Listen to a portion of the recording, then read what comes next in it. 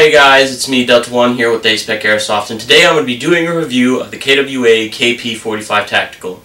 So, let's see what it comes with. So here's what it comes with. On top of your gun you will see paperwork, which consists of your Spec Airsoft warranty, blah blah blah blah blah, any questions call a number. Your Spec Airsoft inspection sheet, it was chronoed with propane at 350 plus FPS, and rounds per minute, rounds per second not available because it's not fully automatic, and it's basically as fast as you can pull the trigger.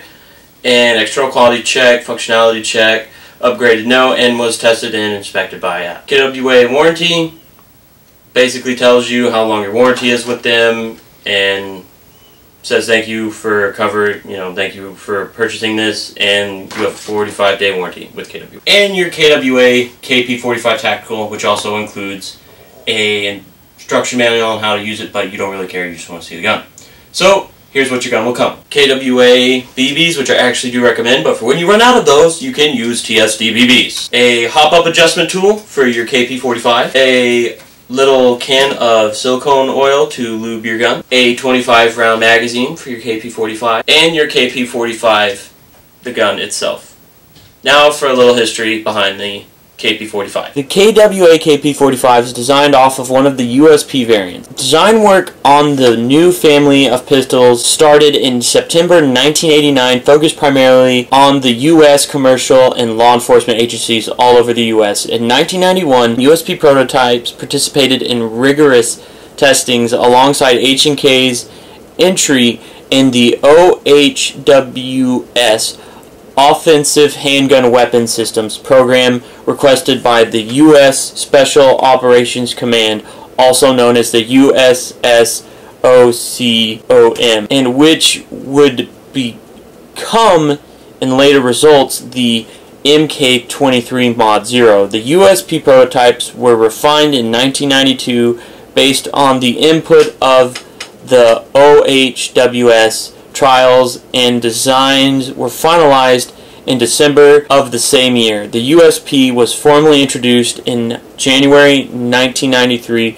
with the USP 40 model. So now for some of the features to the KP45. One of the features to the KP45 is the nice textured grip that is shown here and right here to aid in grip on all sides of the pistol, even right up here.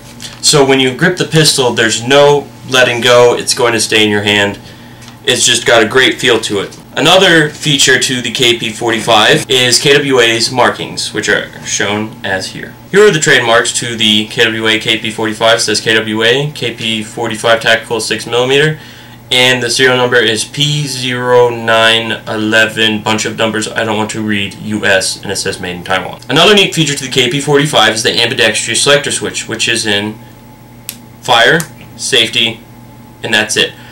But what's very unique about it is that when the lever is cocked back, if you don't want to fire the gun to decock the lever, you push down and it decocks it for you and doesn't fire it.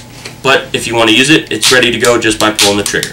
It has a undermount rail for flashlight scopes, lasers, I don't know why you'd want to put a scope under it, grenade launchers, and anything you basically want to put under it of your discretion. KP45 Tactical also has a threaded barrel for special threaded pistols, suppressors, mock suppressors, and stuff like that. It's not a standard 14mm threaded barrel. Here are the sights to the KP45. Very basic, nothing ridiculously complicated, just point and shoot. The KP45's rear iron sights are adjustable by a Phillips head screwdriver. Right there to turn it up and down, and on the left side to turn it left and right. It has a sling mount right here, which is just for little like bungee slings, is what I like to call them.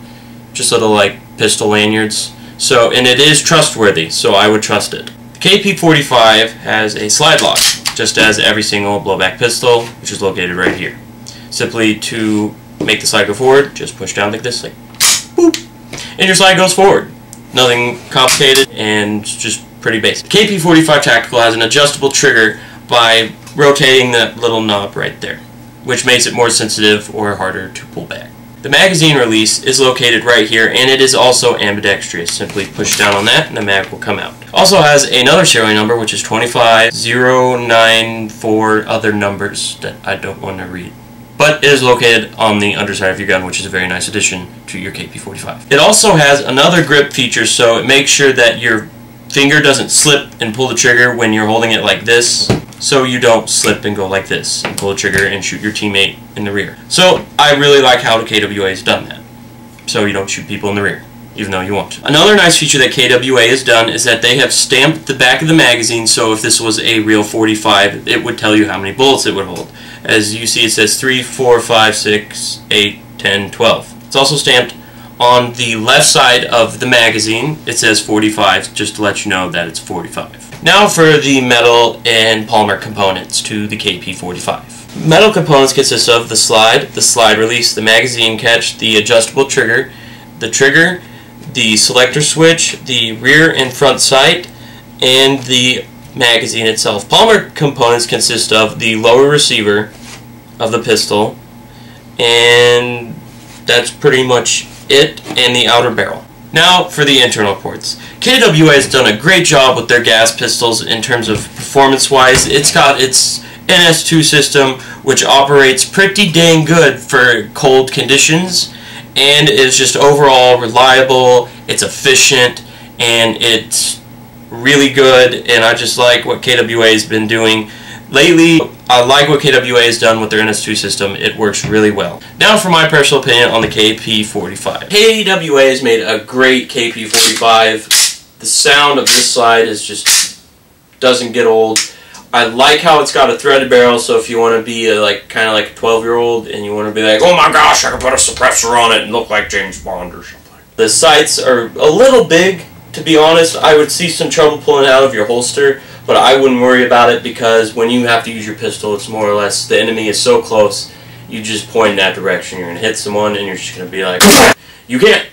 So, and the fact that you have a rail right here, so you can put like lasers, flashlight scopes, grenade launchers, a camera mount, or whatever you want on here, it'll do it.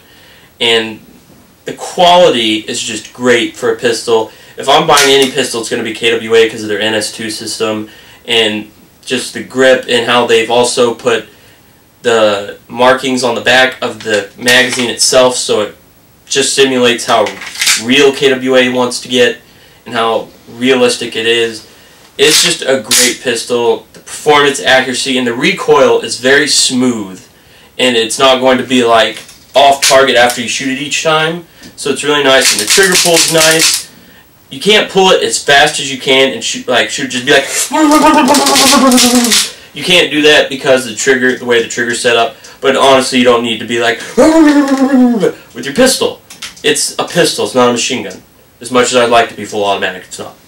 But that's my personal opinion on the KP45. Now for the final conclusion. Final conclusion, KWA, great company to make any gas pistol. They make the best gas pistols on the market for the price.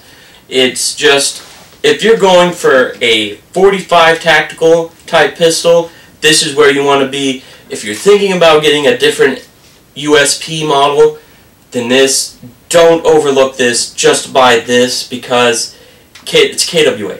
There's no other reason to buy another pistol besides KWA.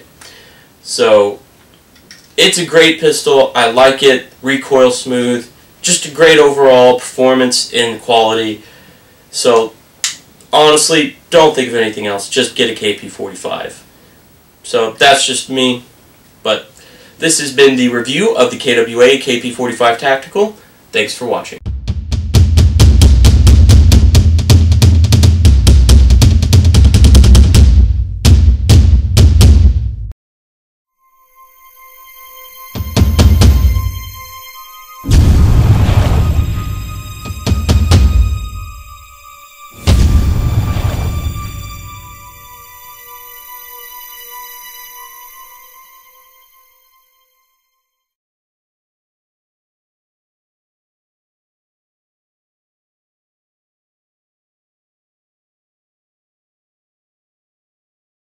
Nice feature that